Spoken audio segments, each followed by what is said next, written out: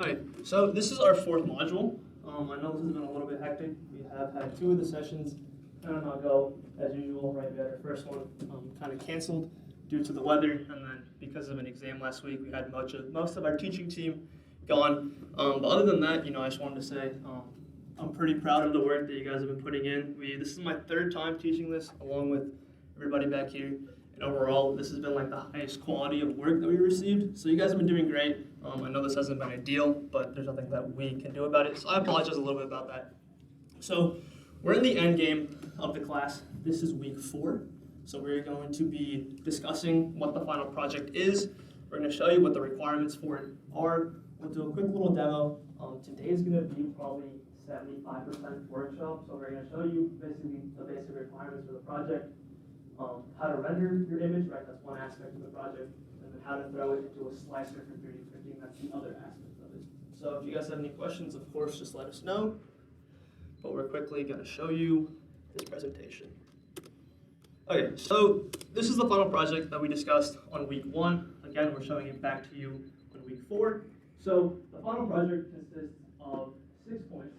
There's 2 points for the CAD model, which is this right here. So your goal is to create a CAD model from scratch. Before in the past, we had it that it had to be a Purdue-related object, but honestly, it was kind of boring. We would get like 20 bell towers and 20 Mackeys. So we got rid of that. We wanted to give a little bit more creativity. So the overall requirements for this project is to make anything.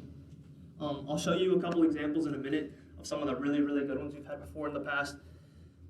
Just don't create anything that we've done before in an assignment, right? So no engineering fountain, no plane, don't make a chess piece, we've already done all those. Other than that, the world is yours, do whatever you want. We've seen some really good ones before. And then you need to try to use at least 5 different design features. Some of you are going to use 5, some may use 15, some may use 50, right? The final project is really all about yourself and putting what you're getting out of this class, what you want, right? There are some people who turn in a very, very basic project that looks like I probably spent them 15, 20 minutes. There's nothing we can do about it, right? If you pass the class, you pass the class. But there are some people who have put in hours and hours and hours into the final project. And where this comes, right, is we're going to end up 3D printing this at the end of the class. So you're going to get a physical copy. So as much effort as you're willing to put into this final project, right, this is going to be the big summation of everything that you've learned up to this point. So here are some examples of what we've done before in the past. These are some of the, 1 second.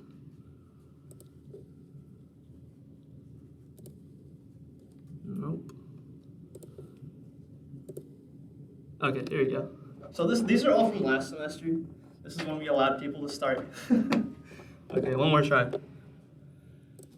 There we go. Okay, so these are from last semester when we started to allow people to make anything they wanted. We had this one student who made the Taj Mahal. It looked great, printed really well. Overall, just really eloquent design. Here are some other ones. Here's the unfinished P that we have outside. This person made a Wally. And I'll just quickly burn through the rest because I have about 10 pulled up. There's one. Right, here's another one. And you can see that a lot of people really put a lot of detail into this.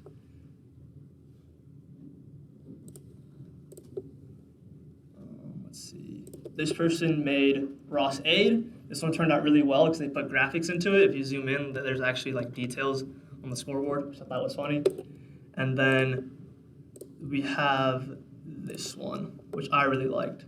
And this is the entirety of Mackie. They must have spent a long time on this. It printed great, really, really good design. And they even made it so that you could turn the roof off and you can see everything inside of it, right? So again, these are some of the best projects that we've had. Some of my favorites, of course, the requirements to make anything with 5 design features. So if you're crunched for time, like I'm sure a lot of us are, and you just want to turn in a very simple project, right? We can't stop you. But if you really are passionate about this and you want to put a lot of time and effort into the project, here are just some metrics to kind of base it off of what people have done before in the past.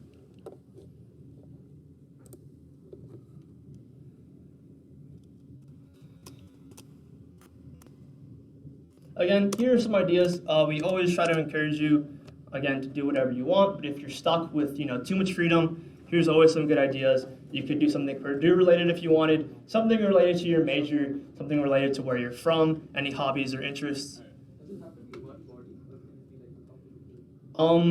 We would prefer that it be one body, but you could have multiple if you wanted. Like last semester, somebody made a whole Lego figure. So they had legs, head, and a body that was 3 parts. So it wasn't that hard to print, but if you make something with 10, 20 parts, you can, but just keep it minimal. All right, so that's part 1 of the final project, right? You're gonna make something from scratch. Pretty self-explanatory. Next, we're gonna go into rendering. So what rendering does is it allows you to get very artistic photos of your design. So if you were ever gonna go into a design presentation, you wouldn't just want to take a raw screenshot of your CAD, right? Because it's not the prettiest. You have all your grid lines all over the place, lots of markers from Fusion. So what you can do is there's a feature, and we'll cover this, I think we'll cover it right now, is you can render your image. So what rendering does is, we've discussed before in this class, right, you can apply appearances to your parts. So if you apply appearances to your parts, you can then go into your render tab. You can import backgrounds, and you can add a lot of lights. And this aspect is so much less more of Fusion, but kind of more of graphic design. So this is a really great way to showcase your design, again, if you're ever gonna do like a presentation. And it's also just really cool to know how to do. It's a great way to showcase your design. So I'm gonna quickly show you how to do this. If you can't catch what I'm doing, of course, we always do record these lectures so you can go back, but it is very simple and very straightforward. Okay, so I'm gonna open up a super simple part. This is from the car project that we had last week. All right, so this is a steering wheel, and gotcha, thank you.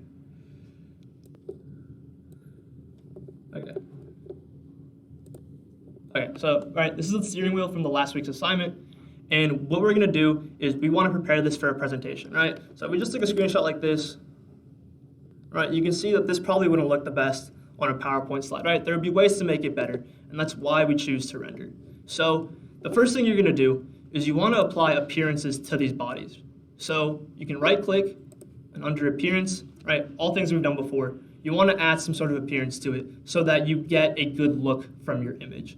So we're gonna throw in this plastic material, right? Lego's plastic, pretty representative. So we're gonna throw that on there. And then up here in the top left, where it says design, we're gonna open up this drop down and we're gonna go into render. So under render, it's gonna completely change your screen and you're now in a different editing mode of Fusion. Like I said, this has nothing to do with CAD. This is more so graphic design and photography, but it's very self-explanatory. It's also really cool to know how to do. So there's about 8 buttons on the top. The first one is to change your appearance, right? So if you want to quickly go in and change it again, it's the same thing as what we did before. So there's that. And then here's how you can change your background, right? So under scene settings, we have a lot of photography settings such as brightness, you have exposure, aspect ratio. You can go in and mess with them, but it's not necessary. The one that you want to mess with is under background, change it to environment, and then you can go to environment and library. So in here is a lot of built-in presets to kind of set up the photo that you're going to be taking, right? So I could add this appearance, right? So this is a plaza. And then with the same movement tools that you use in Fusion, you can begin to pan around. And this is kind of a preview of what your render is going to be, right? Rendering takes a lot of processing power. So whenever you go to render it, it's going to take an instant screenshot of what you have on your screen. It's going to send it up to the cloud in Autodesk servers. And then within maybe 10, 15 minutes, they'll send you the image back, right? So you can do shift, middle mouse button. You can move around and kind of play with what you're seeing. You can tell that the background looks pretty horrible, right? The backgrounds are super, super, super high quality. It's about 4K. So if this was 4K, it would crash your computer. So to view the fullness of the image, you can go over here to in-canvas render, right? So this gives you a very, very, very basic rough draft of what your picture is gonna look like. To get a step up, right, up here is in-canvas render, and it's gonna begin to process it a little bit more. You'll notice the background changes to full definition, and the part on the screen changes to the actual appearance that you apply, right? So this is our plastic material. On the bottom is the timeline, right? So it's doing AI iterations to try to find the best outlook. And so the longer you wait, you can see how it's slowly going across the bottom of my screen. The longer you wait, the better the quality image looks. So let's say I'm unhappy with this, I kind of want to paint it a little bit. You can move it. It's going to break the image, and then it's just going to start to reprocess it, right? So there's nothing concrete to rendering, right? It's just kind of you playing around with the photography settings and getting a nice photo that you like, something that you can put on a presentation. And when you're ready to export this, in the top right is this T-pop button. And that's how you get your final image, right? The quality image is going to be sent out to their servers. They're going to do all the processing for you, and they send it back. That's so that your computer doesn't get overloaded with the processing power. So you mess around with this gray button with the green plus, or the green play button, to get that kind of second rough draft quality, and to get the absolute final quality, you're going to go to the T-pop button. So the thing is that it costs money, but with your student account, you get pretty much unlimited credits. So as you can see, my student account is loaded with 400 rendering credits. If you were to have this for a business, right, you'd have to go in and buy them yourself. They're a little bit expensive, but again, we get an unlimited amount. So here, right, again, some more photo terms. You have your image size with width, height, and pixels. Whenever you're happy with all that you see, again, nothing fancy. If you don't want to mess with any of the settings, you don't have to. You can go into render. It's going to send this image out to the cloud.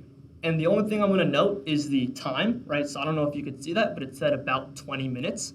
So down here, it goes into kind of the file. And then you can close out of Fusion, or you can go work on another part. You can close your computer completely, right? The image is rendering in the background. And whenever it's done, it's going to pop up right here. And then you can just right-click, save it as a JPEG, save it as a PNG. That's your final full quality image. That's the hard part. And then you can finally let Fusion do all the work for you. So really quickly, another thing to note about this is, right, this is all about visuals. Fusion has built-in appearances. Right, they have an appearance library, and they have the same thing for environments, right? But there's not too many. So if you want to go in and experiment and really try to make this unique, there are public libraries that I attached in the big message in Slack that allow you to get more textures and more backgrounds. So for example, I'm not too sure why this is here, but if you wanted to render your image in Chernobyl, that's an option.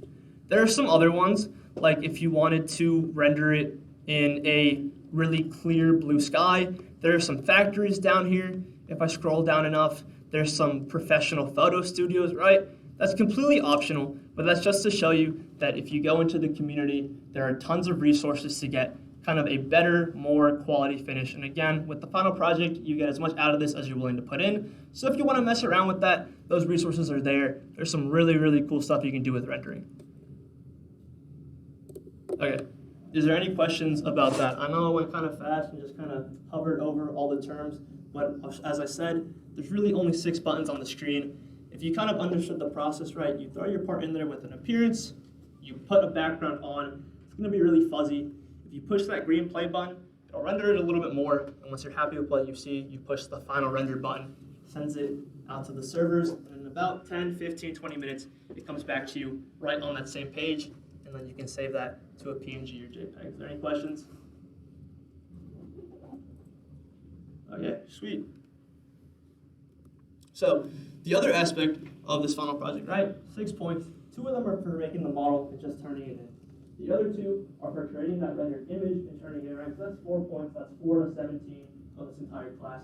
And the other section is actually 3D printing it. So the issue with 3D printing is we have a very large class size, and we can't afford to let everybody print their own part individually because that would take forever. So we're going to take the liberty of that. We're going to print it for you, and we'll return it back to you. We will send out some resources because there are lots of good places on Purdue to print for yourself. So we'll do this first one for you. If you really like it, again, there are some good resources, even just in walk to print for yourself. So if you pay attention to what we have here, you can go and start printing your own models. So we're going to quickly do a demo on just how to set up a 3D printer. Good.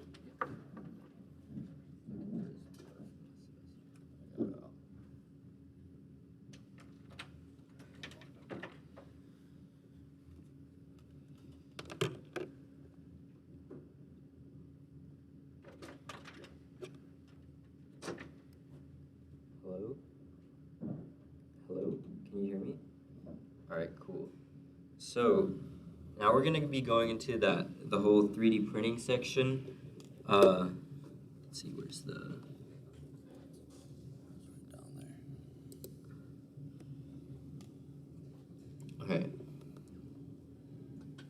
So, I mean, additive manufacturing has been something that's been around for a while now, but some of you may not know what it is. It's basically a process where you make very tiny layers and you stack them on top of each other until you have a 3D shape. But it's really cool. I really like it, and you can do a lot of things with it these days. So there's many applications for industrial and other applications. So a lot of people see it as a very good rapid prototyping tool because you don't need any custom tooling or anything to make complex geometries. So, you know, for lots of mass manufactured parts like injection molding, they have to make a mold, and those molds can cost tens of thousands of dollars. But with 3D printing, you can just kind of press go on the machine and it'll just build it with no additional tooling required. So it makes it really fast and really inexpensively for very complex parts. So you'll see it a lot in automotive and aerospace, but even it's starting to trickle down into housing. People are 3D printing houses, which is pretty cool. There's bioprinting, like they're trying to 3D print like organs and stuff like that. But even more artistic stuff like clothing and jewelry, and even food. There's many types of 3D printing. There's no one way to do it. So I'm just gonna, there it goes. So the first thing I wanted to cover was SLS printing. It's called, it stands for selective laser sintering, and basically it just uses a bunch of fine powder. It's often nylon and even metals these days. But basically they just like put it down in a bed and then they use a laser and it like melts all of it together. And then they put another fine layer of powder and they do it over and over again until you have a fully 3D printed part. It's pretty cool. They make really strong parts, but it's unfortunately really expensive now. So we don't really do that here. A more affordable alternative is SLA printing, and they basically use a UV-based resin. So they shine a UV light at liquid resin, and it hardens it, and it kind of grows out of the printer. It's really cool. You'll see some of these on campus, but the main one that we see a lot is FDM or FFF printing. It stands for Fused Deposition Modeling. And basically, how I like to see it is it's like a really fancy hot glue gun on like a gantry, but instead of hot glue, it's plastic. So there's a big hot nozzle on the extruder, and then it pushes the filament, which is just a roll of plastic, through the nozzle, and then it deposits it onto the bed, and then it moves around, and it basically just makes your part. It's really cool. There's also some history on this, which is pretty much the most common printers you'll see these days. It's actually been around for over 30 years by a company called Stratasys. But as you can see in that photo, that printer looks very industrialized and it's very large. So it hasn't really been available to the normal consumer like us. But some really cool stuff happened a little while ago where someone started the RepRap project, and it's basically an open source 3D printing community where the 3D printers will self-replicate. So they made a 3D printer and they use that 3D printer to 3D print other 3D printers, and it's really cool. So that made it really affordable, and that allows us to 3D print things for you guys today. It's really cool. I like it a lot.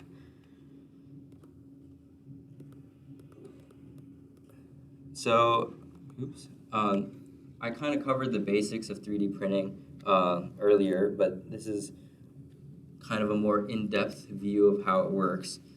So the filament, which is just a roll of plastic, will run through an extruder, which basically is just a wheel that just pushes it through a hot nozzle, and then that hot nozzle will deposit it onto a bed. Sometimes it's made of glass or PEI, and there's many materials.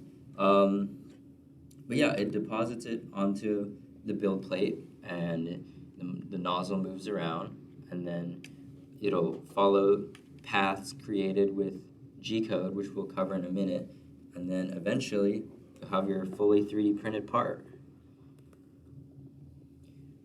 So I basically just said what we're doing here. This is basically how we program the 3D printers, and we use something called a slicer. And basically what it does is it takes a 3D model, so the parts that you will CAD soon, and it splits it up into many, many fine layers, basically creating a bunch of 2D shapes that the printers will follow. So yeah. Yeah, here you go. Yeah, there's many slicers out there. A lot of them are pretty open source thanks to the RepRap project. So some of you might be familiar with Ultimaker Kira.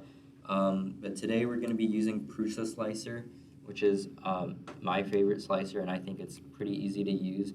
But they all do the same thing. They cut up the model into a bunch of 2D paths, and then they program the 3D printer to make your part. So in the zip file you may have gotten on the Slack today, we've included the download link, or the installer for Prusa Slicer. So if you have a Windows machine or a Mac, it should be on there. If you haven't installed it already, now would be a great time to do it.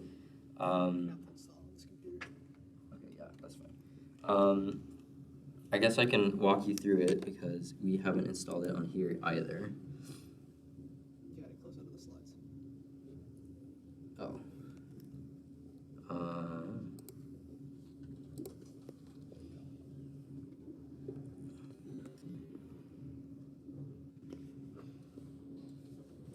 Is Slack? It's open on desktop. Just go to Oh. it's the other one. Or Slack. This one, there you go. General.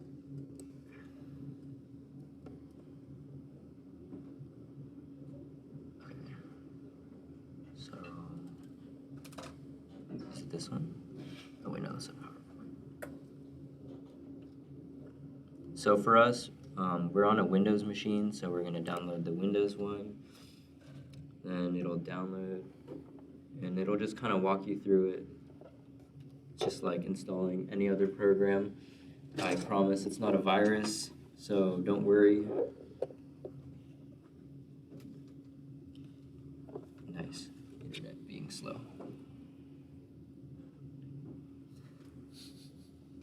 I'll have to download the part 2. I'll have that on there. Oh, yeah. And then while you're at it, if you're waiting for the downloader, you can also download the 3D Benchy. It's what we're going to use to demo and show you how to slice stuff.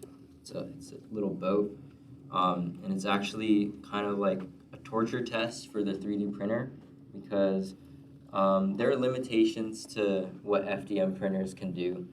And the 3D Benchy is a good benchmark to see how good your printer is. Because there's a lot of overhangs and stuff like that I'll get into later. And if your printer can print that, then it'll usually be a good sign that it'll print other things well too. But yeah, so our thing has finished downloading, so you can just open it. It might look a little bit different on a Mac, but it's pretty much the same. It'll just run you through this stuff.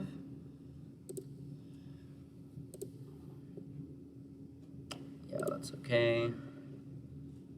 And then you just want to install it.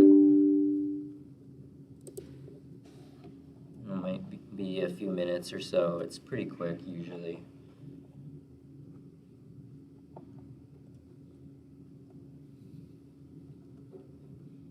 Is anyone having problems downloading it? No? Cool.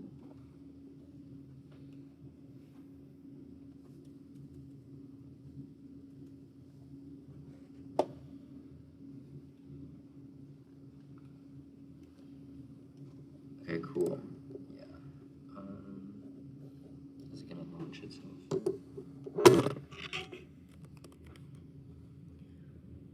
So once it installs, you can just open it. It'll kind of boot up like that. It'll probably walk you through a wizard. Yeah, there you go. So you just press next, and for our purposes today, we're just gonna use the one on the top. This is the Prusa Mini, but you know, there's a bunch of other printers here made by Prusa, and there's like different profiles for each printer. And if you have a printer from another vendor, there's also profiles for a lot of other printers here too. If not, you can build your own, but that's a thing for another day. But yeah, you just make sure you select the Prusa Mini with the 0.4 millimeter nozzle. It should be selected for you already. This is their SLA printers, but we're not really doing that today. Just gonna press next, no. And then for here, we're just gonna look for a PLA, just for simplicity's sake. So I'm gonna go here, make sure generic PLA is checked. But you know, as you can see, there's a bunch of different materials. You can talk about that next week. But yeah, there's a lot of cool different materials that you can use for 3D printing. And they have different properties and all that fun stuff. And then for today, because some of you may be new to this, we'll just leave it on simple mode. But if you ever continue using this software and you want more things to adjust, you can always change the mode to like expert mode later. But for now, we're just going to keep things simple. It'll load up. And then it'll give you a view of the build plate. So from here, you want to insert the benchy. So you can do File, I believe. I always use a hotkey. It's a Control I or probably Command I for a Mac. And it'll open your File Explorer or your Finder. It's probably be in your downloads. So 3dbenchy.3mf is the file we're looking for. So you just press open, and then it'll appear. So this is the little boat. If you want to like pan around, you can just use the left click and just hold it, and then you can like spin it around. But yeah, this is the boat, but we still need to slice it. So as you can see, it's a full 3D model. But what the slicer does is it separates it, or it cuts it into little slices. That's why it's called a slicer. So for now, I'm just gonna press slice now, just so you guys can see. The computer will think a little bit, and then you'll kind of see, if I zoom in, you can see the layer lines, and you can even look at all the previews on how the printer is gonna go about its business making your part. So you can see it just kind of grows.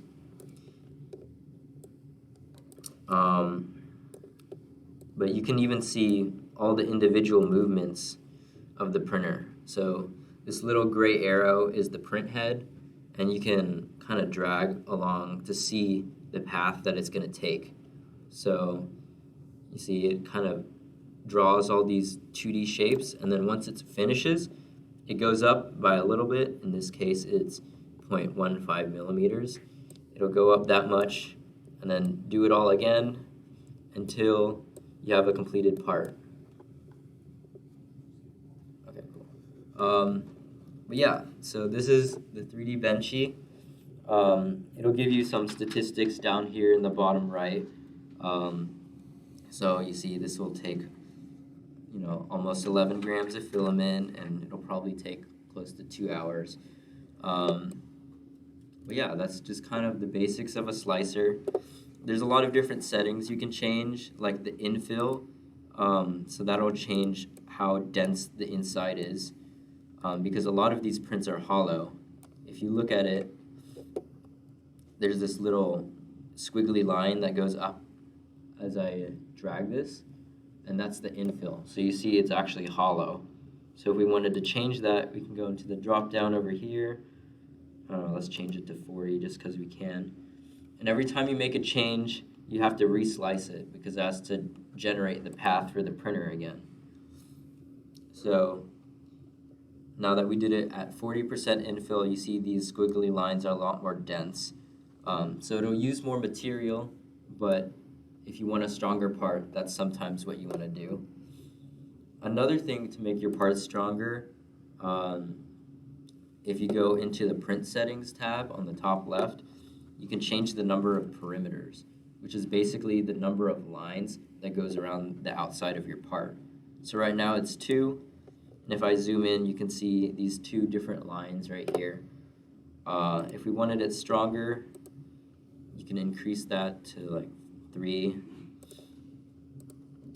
and then you reslice it, and regenerate, and now you see there's 3 lines. So there's a bunch of settings like this to modify the print. So if you want things to go faster, you'll generally use like less primers, less infill, because you see now this is taking 2 hours and 15 minutes, which is, about 20 minutes to half an hour slower than it was before. But you're using more material, and it's going to be a stronger part. And a lot of these things will depend on your use case. So for a lot of like just art pieces, you don't really need to use something with a super high infill because you're not going to be like bashing it around. But I'm in a club that 3D prints Nerf guns, and they print with really high infills because there's strong springs and stuff like that mashing against the parts. So changing that will change how strong your part is and also how long it takes. But yeah, that's the basics of slicing. I kind of showed you this already, like rotation and stuff like that. You can also scale your parts. So if you see on the right side, there's like a scale factor. If you wanted to make it bigger, you can just change that number. So like, I don't know, maybe 150%. And now the boat is bigger. Again, you have to reslice it before sending it to your printer. But now you have a bigger boat. And now this is going to take 6 hours. So, yeah. I've kind of already shown you this. There's a lot of different things. You can also change the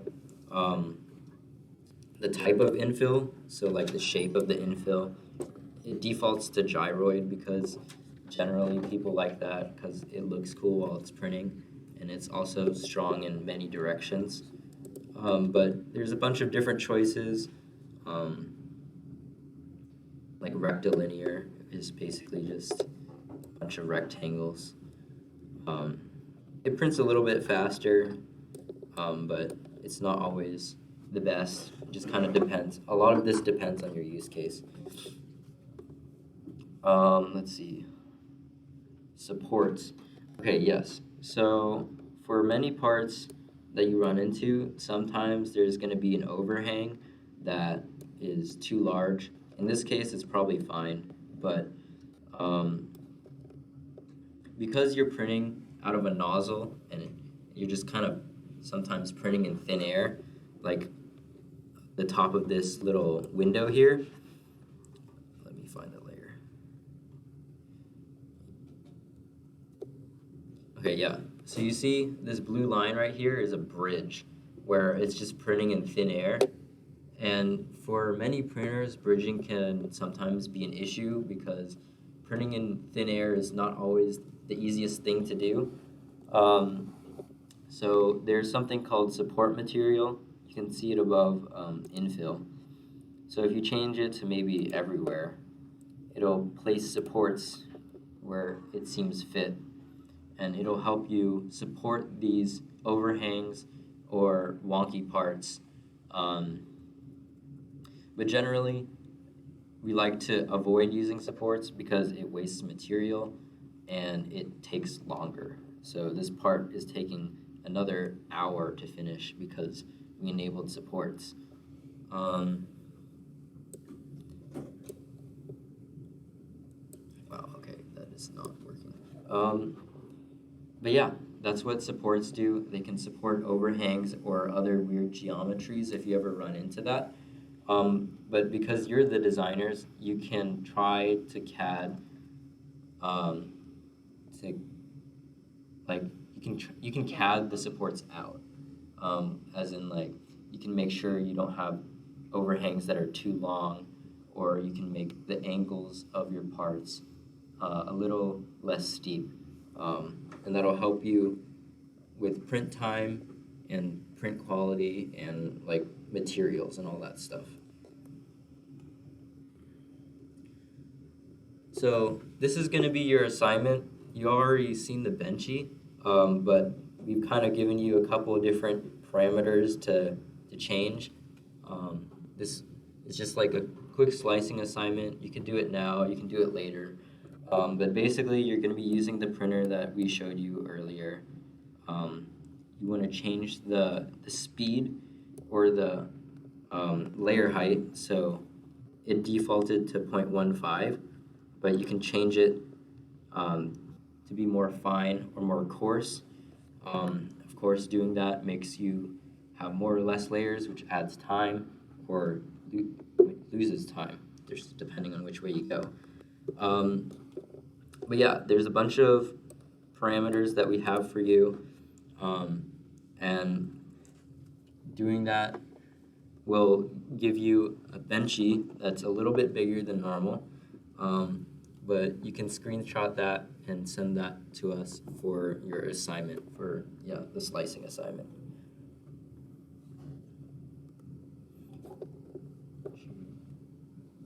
That's next week, right? Is this next week? Is this like over here? I forget if you went today. That's good.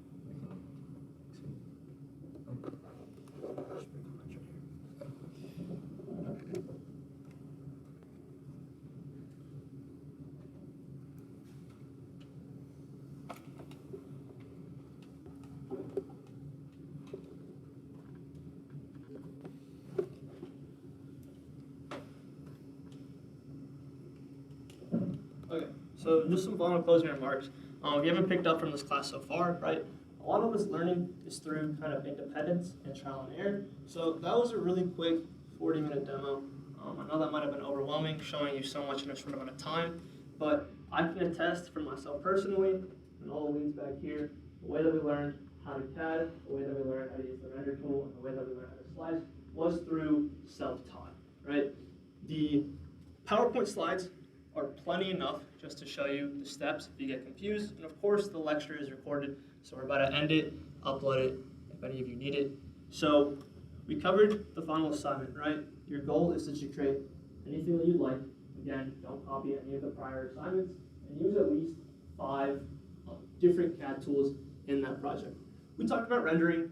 Rendering is completely different from CAD. The notes are in there in the PowerPoint slides about how to do it, right? It's pretty intuitive. You're throwing your part in there with appearances, and you're adding a lot of pretty colors and lights and backgrounds to give it that nice polished look whenever you plug it into a PowerPoint, right?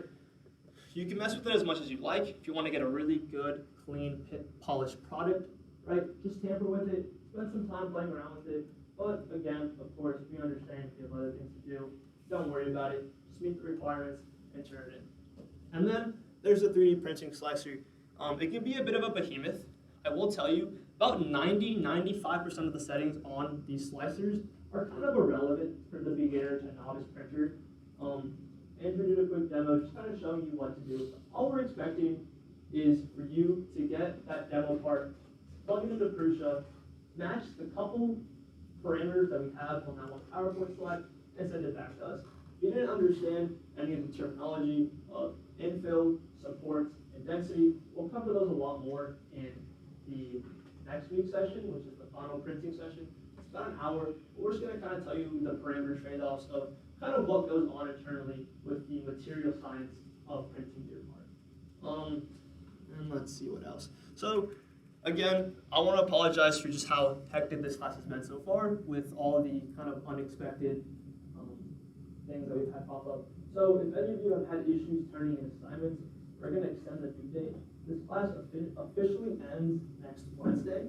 So if you're missing any assignment, let it be from this week, last week, or even the first week, if you can get them turned in by next Wednesday, we'll grade it all, we'll throw it into the grade book, and then probably about a week or so after the course, we'll send you an email letting you know if you passed. Chances are you've been showing up to all the lectures, you've been doing the homework, you're good. We're not being graders, we just need to differentiate between the people who have been putting in the work and those who are not. So it is 6:16. We are done with our actual portion of the lecture. We still have another hour and a half here.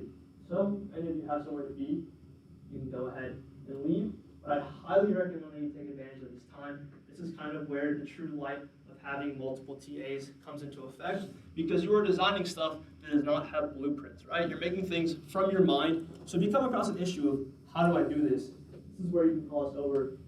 We can come over and help you out. So with that being said, I think we are done here. You guys can start working on your final project. And of course, if you need any help, call us over, we'll help you out. And we'll have the lecture slide posted up by the end of the 30 minutes, so you can come back, watch it, and see if you have any issues. Do you have a question right there? Specific or is it general?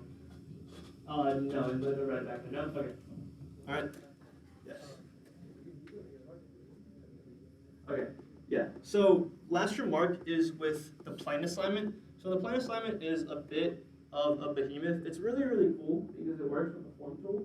The form tool has its own separate submenu in Fusion, and it's what allows you to make really abnormal shapes. So if you're going to make something weird, like, I don't know, a banana, that you're probably going to make with circles, lines, and squares, you will use the form tool, where you kind of insert this piece of putty, and with tools, you're kind of able to abstractly pull, push, squeeze, and you're able to make these really weird shapes. What we were going to do last week was, since this course has been taught for about 3 to 4 years, there was one instructor who used to teach it over the summer who had a really good online Zoom video about it. It's about 15 minutes long. And we were going to share that with you guys. But since we're now at the last week and you guys are working on your projects, we don't want to really send you back to that assignment. So again, pass the class, you need about 11 out of 17 of the assignments done. So if you were to not do it, you'd probably still be fine and be able to get through the course. I will send out the YouTube video. Again, it's a quick 15-minute demo teaching you how to use the form tool. The form tool is, again, so separate from the rest of CAD that we've learned. It's pretty much like working with Play-Doh. You throw a chunk of mass on your screen, and then you just pull and push. There is no logic to it. It's all pretty much intuition and just kind of seeing what you have on your screen. So we'll send the video out. If you want to do it, we'll just call it extra credit. But again, you guys have pretty good leeway with how much you have to submit to get to pass for the class. So if you want to do it, it doesn't hurt my feelings, and we can just move on. All